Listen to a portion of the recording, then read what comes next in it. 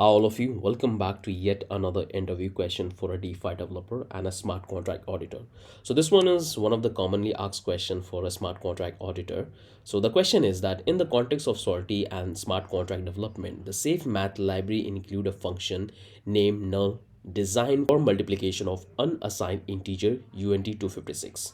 So with this statement, we can understand that they are talking about the SafeMath library. Yes, we have a function called null in that which allow us to perform a secure multiplication. So it's an arithmetical operation we have to do. Explain the purpose of the significance of the using the mul function in the SafeMath. What risks does it address perfectly related to the arithmetic operation? As I told you, it's related to arithmetic operation. And how does it contribute to the overall security of the smart contract? Provide an example secure where the absence of the SafeMath multiplication operation. So we have to write a smart contract where we have to show the vulnerability in the contract if we don't use this multiplications as a library, SafeMath library, and what kind of problem we're going to face it. These are the four things we have to keep in mind for writing a smart contract, especially when we are doing this multiplication. So first thing is that safe multiplication you have to do. And the second thing is that when you are getting any input vary data from the user as a zero, then you have to track that because you don't want to do any calculation further if the you get an input from the user as a zero. So you have to simply stop the execution so the user don't need to pay extra gas fee for making the entire transaction. So that's what you have to define.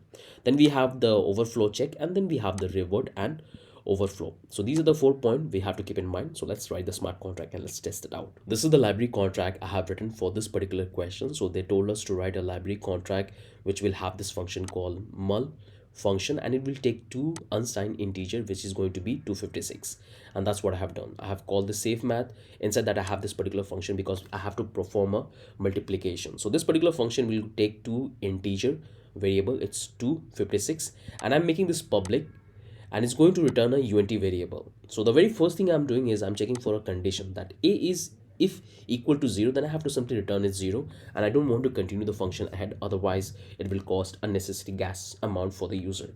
If the user provide the right variables, then we have to do the multiplication. So I'm taking an integer variable and I'm taking as C, and I'm doing the multiplication between A and B. So for example, just understand that A is 3 and B is 2. If we do the multiplication, I'll get C. And here we are checking for the condition. So C is 6. If we divide by A, so A is 3, so we'll get 2. So 2 equal to 2 because B we have taken B. So it's a valid multiplication, and that way it will continue ahead and it's going to return the C variable. Otherwise, it's going to throw this error message. I hope you guys have understood this entire multiplication library function.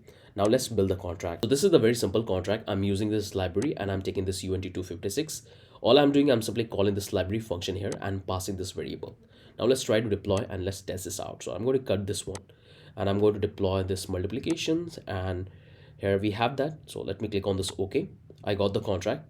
Simply open this one, and all I have to do is to pass the two variables. So if I pass, for example, I'll pass 3 as a and B as a 2. If I call this one, I'll get 6. I'll get 6. You can see I'm getting the actual data. But in case of I'm providing this 0, I will provide 0. It's going to throw an error message. The transaction failed, and you can able to see the logs that it's not a valid transaction. So if I come back here, if I go all the way up, it's going to return this particular message 0, because that's what we are returning here. Now I want to throw this particular error message, so I can do very easily. And if I'm going to do something like 3.5 and I'm going to simply call it, it's going to throw the error because it's going to take a valid argument. So this argument is not a valid. So you can see how we are preventing if we are using the SafeMath library here. And here I've written the second contract for showing that if you don't use this SafeMath library, what problem exactly will occur. So like I've written another contract, this call without multiplication, and I'm using this one.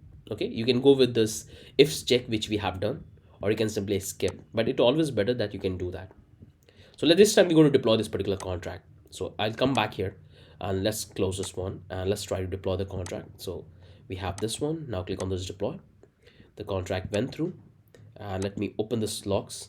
Here we have the contract. Open that one. Now this time what I'm going to do is I'm going to simply call this particular function, and that I have to pass this two variable which you have seen earlier in the example. So if I pass 4, if I pass 1, it's a valid transaction. So if I pass 1, click on hit, it's going to return us 4, so it's a valid transaction. Now if I try to call this one, here you can see that this is the largest UNT integer we are taking, And if I'm going to multiply with this number is going to be huge. So let's call this particular function, and here the transaction went through, and it's a huge number. You don't want this kind of behavior in your contract. You can see that's causing the overflow. Now I want to show you one more thing. So I'm going to remove this one, and I have taken a, and I'm going to multiply by b. There's no problem in that. Now I'm going to simply redeploy the contract, and you will see the problem which will we have. Click on this, deploy. The contract is deployed successfully. I can come back here, and I'm going to open it, and this time I'm going to call this particular function. If I call it, you can see there it is. So I hope you guys can understand that what exactly happening here, how this overflow is occurring due to this variable we have taken. So this one is very important, which you have to keep in mind. I want you to simply copy the code and do the experiment, put different variables, check the maximum integer value we have when we take this unsigned integer 256, what is the value and what exactly we are getting, how we are causing this overflow. So this one is very, very important, which you have to keep in mind. And this is how you can solve this kind of question whenever they will ask you in an interview.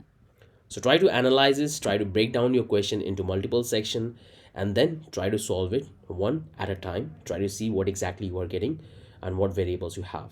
If you have any question, any doubt, you can let me know in the comment section. I'll definitely try to respond to that. And see you in the next video. Have a wonderful day.